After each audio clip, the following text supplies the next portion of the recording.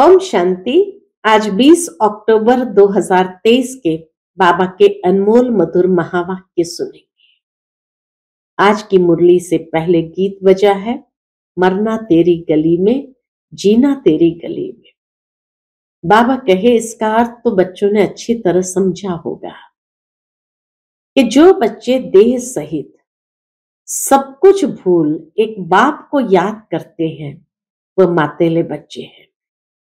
अब बच्चों को धीरे धीरे बुद्धि से सारी पुरानी दुनिया को भूलना है। उसमें विशेष बाबा कहे जो गरीब बच्चे हैं उनका मोह सहज नष्ट हो जाता है और वह विशाल बुद्धि बन ज्ञान की हर एक बात को यथार्थ रीति समझते हैं। लेकिन जिनकी बुद्धि में ये रहता ये हमारा धन है, हमारा पति है, मेरा मेरा हमारा हमारा रहता है, उनकी बुद्धि विशाल बुद्धि नहीं बन सकती, ज्ञान बैठ नहीं सकता। तो इसीलिए उनके लिए मरना मुश्किल होता है। तो सुनते हैं आज के बाबा के अनमोल मधुर महावाक्य। ओम शांति। मीठे बच्चे देह सहित सब कुछ भूल एक बाप को याद करो, तब कहेंगे मातेले बच्चे। इस पुरानी दुनिया से अब तुम्हारी बुद्धि हट जानी चाहिए। आज की मुरली से प्रश्न है, बाप का ज्ञान किन बच्चों की बुद्धि में सहज ही बैठ जाता है? उत्तर है, जो गरीब बच्चे हैं, जिनका मोह नष्ट है और बुद्धि विशाल है, उनकी बुद्धि में सारा ज्ञान सहज बैठ जाता है। बाकी जिनकी बुद्धि में रहता हमारा धन, हमारा पति, ये ज्ञान को धारण कर ऊंच पद नहीं पा सकते। बाप का बनने के बाद भी लौकिक संबंधों को याद करना माना कच्ची सगाई है, उन्हें सौतेला कहा जाता है। आज की मुरली से पहले गीत बजा है, मरना तेरी गली में, जीना तेरी गली में। ओम शांति। मीठे मीठे बच्चों ने गीत का अर्थ तो आप ही समझा होगा। अब जीते जी आकर के बाप का बनना है। बाबा कहे अब जीते जी आकर के बाप का बनना है और पुरानी दुनिया जिसको रौरव नर्क कहा जाता है उनको भूलना भी है और छोड़ना भी है। पुरानी दुनिया को भूलना भी है और छोड़ना भी है।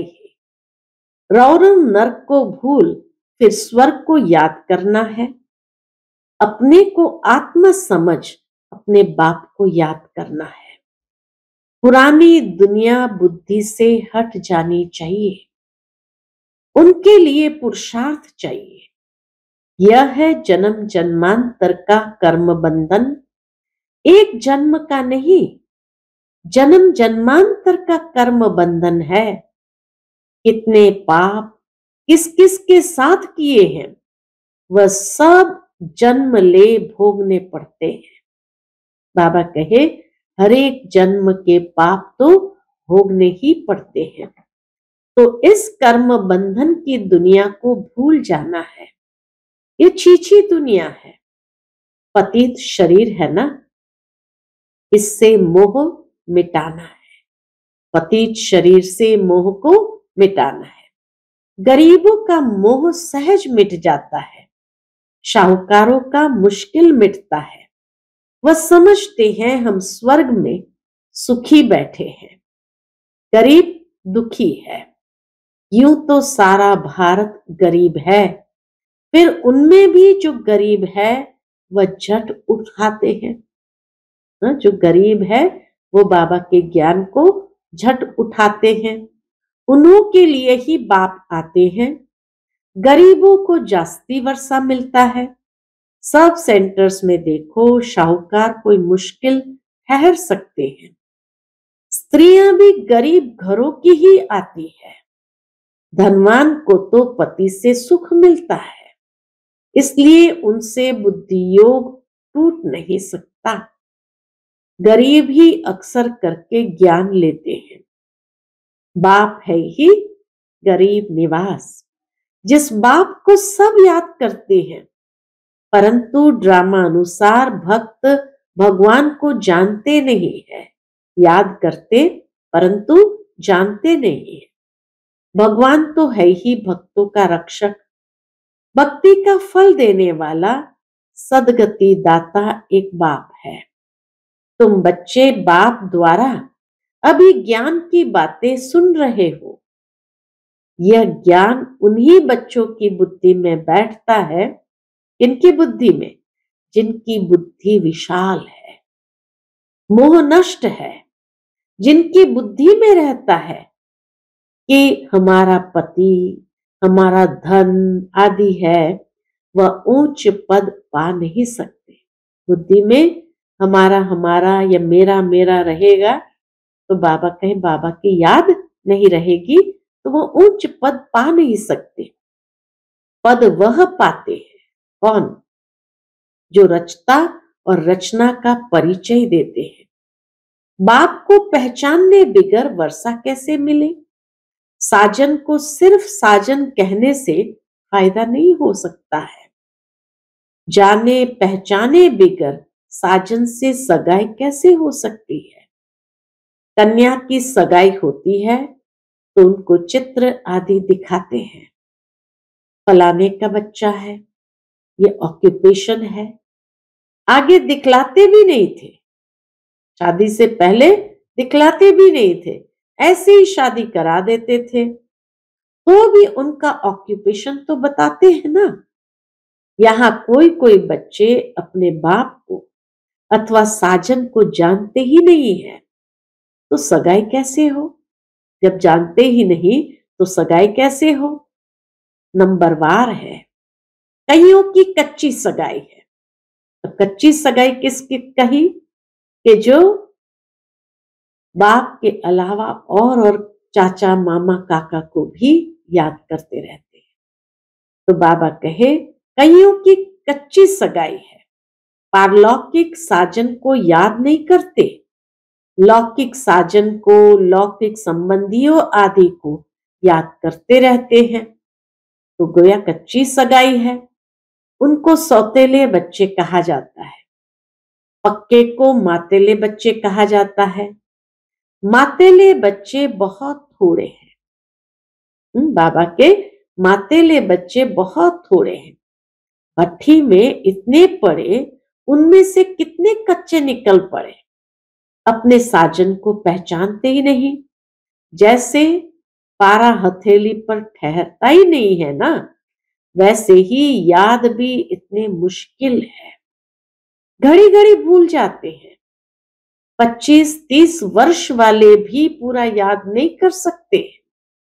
तुम जानते हो पारलौकिक साजन स्वर्ग के 21 जन्म के लिए महारानी महाराजा बनाने वाला है। सृष्टि के आदि मध्य अंत को जानने वाला है। सजनियों को इतना समझाते हैं तो भी बुद्धि में बैठता नहीं है। बुद्धि पुरानी दुनिया के बंधनों में भटकती रहती है। समझते नहीं है कि मैं बंधन में हूं। संबंध तो चाहिए एक का, बाकी सब है बंधन। बच्चों को समझाया जाता है एक से संबंध रखो, वह तुमको सृष्टि के आदि मध्य अंत की शिक्षा देते हैं।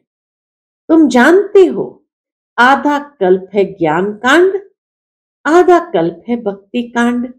ज्ञान कांड में तो 21 जन्म का वर्षा मिलता है। वहां है सतो प्रधान, फिर सतो प्रधान से नीचे सतो में, फिर सतो से गिरकर रजो में आना है। जब सतो पूरा होता है तो ज्ञान कांड पूरा हो जाता है। द्वापर से भक्ति शुरू होती है, वह भी पहले सतो प्रधान भक्ति होती है, अव्यभिचारी भक्ति होती है। फिर भक्ति भी सतो रजो तमो में आती है। व्यभिचारी होने से भक्ति फिर गिरती जाती है।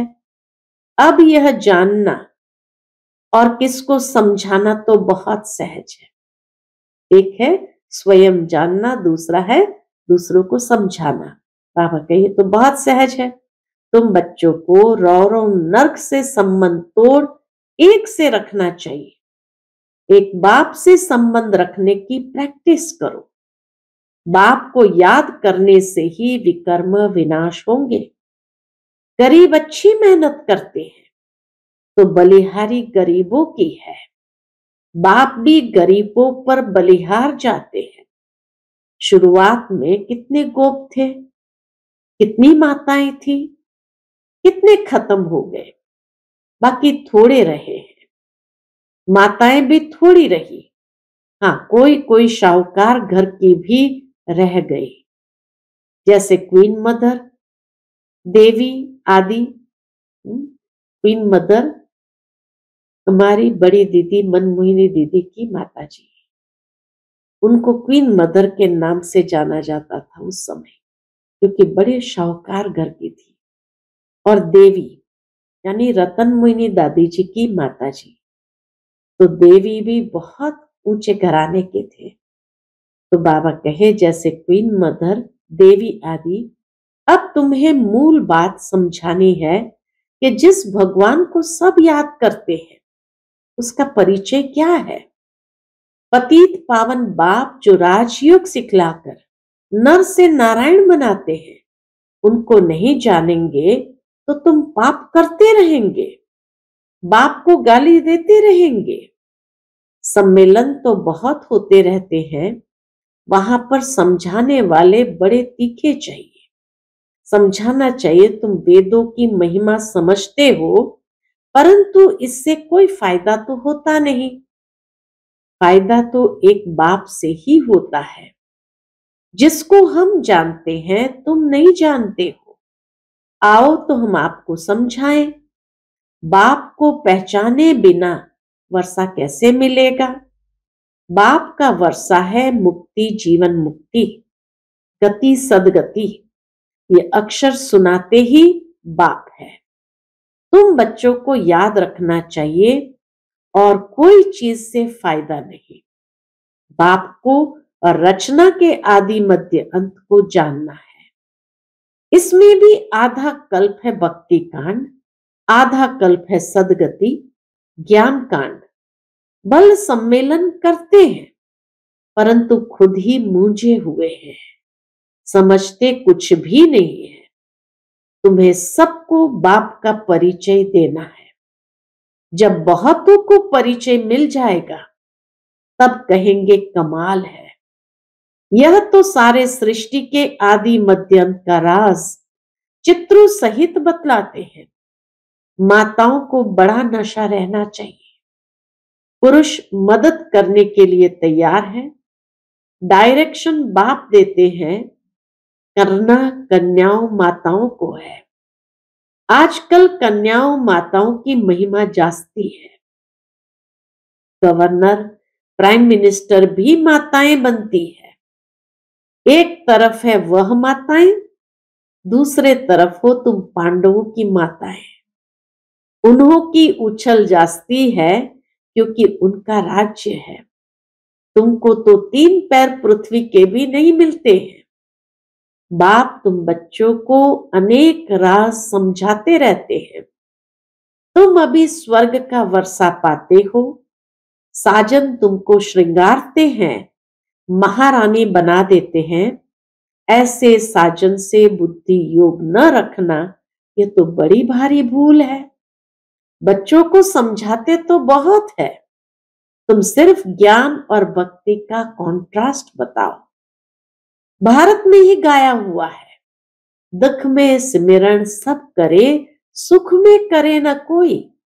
सुख में क्यों याद करेंगे, सतयुग में क्यों याद करेंगे। अभी वह नई दुनिया स्थापन हो रही है, परंतु सुख का वर्षा भी पूरा लेना चाहिए। माता पिता जानते हैं हर एक कितना लायक है। मौत जब नजदीक आएगी तो बताएंगे तुम पुरुषार्थ पूरा नहीं किया है तब तुम्हारा ऐसा हाल हुआ है। वह भी बताएंगे कि तुम किस किस्म की प्रजा में जाएंगे, किस किस्म के नौकर चाकर बनेंगे, सब बताएंगे। अंत में बाबा सब साक्षात्कार कराएंगे। अच्छा, कई बच्चे समझते हैं आज हमने मुरली बहुत अच्छी चलाई, परंतु नहीं, ये तो शिव बाबा आकर मदद करते हैं। अपना अहंकार नहीं होना चाहिए। तुमको तो बाप सिखलाते हैं जो तुम सुनाते हो। बाबा का सिखाया हुआ ही तो सुनाते हैं। बाप न होता तो तुम्हारी मुरली काहे की? मुरलीधर के बच्चों को मुरलीधर बनना चाहिए, नहीं तो ऊंच पद पा नहीं सकेंगे। बल कुछ न कुछ फायदा हो जाता है। कोई सेंटर खोलते हैं तो बहुत आशीर्वाद मिलती है। इतना समय पढ़ाई की है तो आप ही सर्विस पर सेंटर जमाना चाहिए।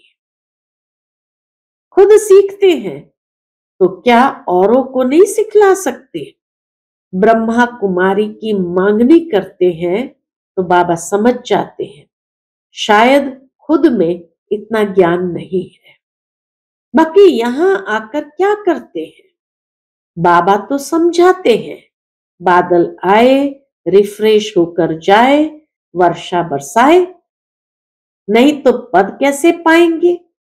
मम्मा बाबा कहते हो तो गद्दी पकड़कर दिखाओ। बाबा कहे मम्मा बाबा कहते हो तो गद्दी पकड़कर दिखाओ। यह भी कोई को अहंकार नहीं आना चाहिए कि हमने दिया, तुम कुछ भी न दो। बाबा तुमको कौड़ी के बदले हीरा देने से भी छूट जाएगा। बाबा भी हीरा देने से छूट जाएगा। अच्छा, मीठे मीठे सिकिलदे बच्चों प्रति माता पिता बाप दादा का याद प्यार और गुड मॉर्निंग। रूहानी बाप की रूहानी बच्चों को नमस्ते।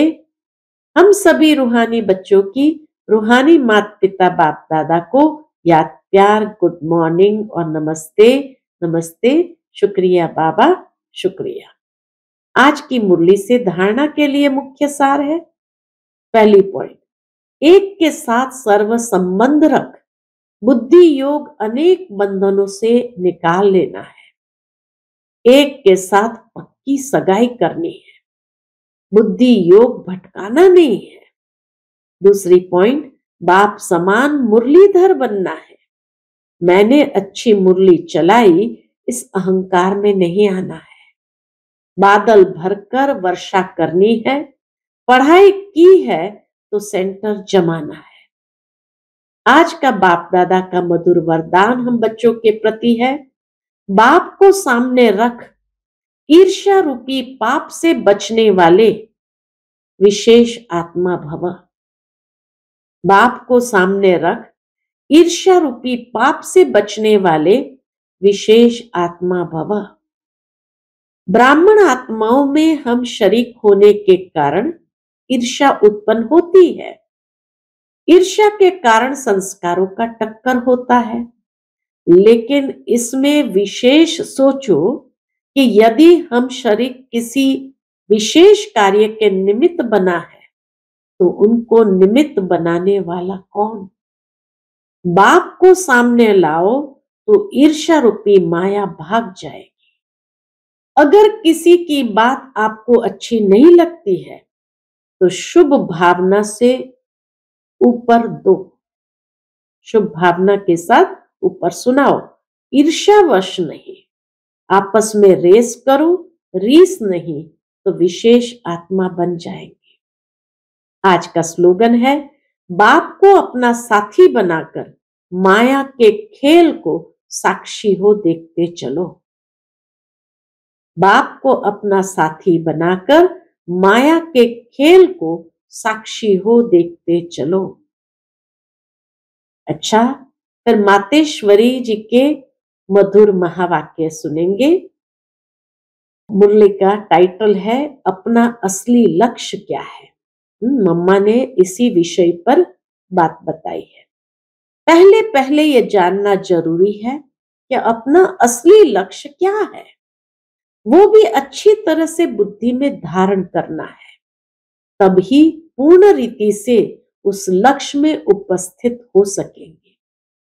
अपना असली लक्ष्य है, मैं आत्मा उस परमात्मा की संतान हूं। असल में कर्मातीत हूं, फिर अपने आप को भूलने से कर्म बंधन में आ गई। अब फिर से वो याद आने से, इस ईश्वरीय योग में रहने से अपने किए हुए विकर्म विनाश कर रहे हैं। तो अपना लक्ष्य हुआ, मैं आत्मा परमात्मा की संतान हूं। बाकी कोई अपने को हम सो देवता समझ उस लक्ष्य में स्थित रहेंगे, तो फिर जो परमात्मा की शक्ति है वो मिल नहीं सकेगी, और न फिर तुम्हारे विकर्म विनाश होंगे। अब यह तो अपने को फुल ज्ञान है, मैं आत्मा परमात्मा की संतान कर्मातीत हो भविष्य में जाकर जीवन मुक्त देवी देवता पद पाएंगे। इस लक्ष्य में रहने से वह ताकत मिल जाती है। अब यह जो मनुष्य चाहते हैं, हमको सुख शांति पवित्रता चाहिए, वो भी जब पूर्ण योग होगा तभी प्राप्ति होगी। बाकी देवता पद तो अपनी भविष्य प्रारब्ध है, अपना पुरुषार्थ अलग है और अपनी प्रारब्ध भी अलग है, तो यह लक्ष्य भी अलग है। अपने को इस लक्ष्य में नहीं रहना है कि मैं पवित्र आत्मा आखिर परमात्मा बन जाऊंगी, इस लक्ष्य में नहीं रहना है, नहीं। परंतु हमको परमात्मा के साथ योग लगाए पवित्र आत्मा बनना है। बाकी आत्मा को कोई परमात्मा नहीं बनना है, ये लक्ष्य ही नहीं है। दूसरा क्लास है मम्मा का, विषय है इस अविनाशी ज्ञान पर अनेक नाम रखे हुए हैं। इस अविनाशी ईश्वरीय ज्ञान पर अनेक नाम धरे गए हैं, यानी रखे गए हैं। कोई इस ज्ञान को अमृत भी कहते हैं, कोई ज्ञान को अंजन भी कहते हैं। गुरु नानक ने कहा ज्ञान अंजन गुरु दिया। कोई ने फिर ज्ञान वर्षा भी कहा है, क्योंकि इस ज्ञान से ही सारी सृष्टि सब्ज यानी हरी भरी बन जाती है। जो भी तमो प्रधान मनुष्य है वो सतोगुणी मनुष्य बन जाते हैं, और ज्ञान अंजन से अंधियारा मिट जाता है। इसी ज्ञान को फिर अमृत भी कहते हैं, जिससे जो मनुष्य 5 विकारों की अग्नि में जल रहे हैं उससे ठंडे हो जाते हैं। देखो गीता में परमात्मा साफ कहता है, कामेषु क्रोधेषु, उसमें भी पहला मुख्य है काम, जो ही 5 विकारों में मुख्य बीज है। बीज होने से फिर क्रोध लोभ मोह अहंकार आदि झाड़ पैदा होता है। उससे मनुष्य की बुद्धि भ्रष्ट हो जाती है। अब उसी बुद्धि में ज्ञान की धारणा होती है। जब ज्ञान की धारणा पूर्ण बुद्धि में हो जाती है, तब ही विकारों का बीज खत्म हो जाता है। लोग तो सिर्फ ऐसे ही कहते हैं कि मर्यादा में रहो, परंतु असल मर्यादा कौन सी थी? वो मर्यादा तो आजकल टूट गई है। कहां वो सतयुगी त्रेतायुगी देवी देवताओं की मर्यादा, जो गृहस्थ में रहकर कैसे निर्विकारी प्रवृत्ति में रहते थे। अब वो सच्ची मर्यादा कहां है? आजकल तो उल्टी विकारी मर्यादा पालन कर रहे हैं। एक दो को ऐसे ही सिखलाते हैं कि मर्यादा में चलो। मनुष्य का पहला क्या फर्ज है वो तो कोई नहीं जानता, बस इतना ही प्रचार करते हैं कि मर्यादा में रहो, मगर इतना भी नहीं जानते कि मनुष्य की पहली मर्यादा कौन सी है। मनुष्य की पहली मर्यादा है निर्विकारी बनना।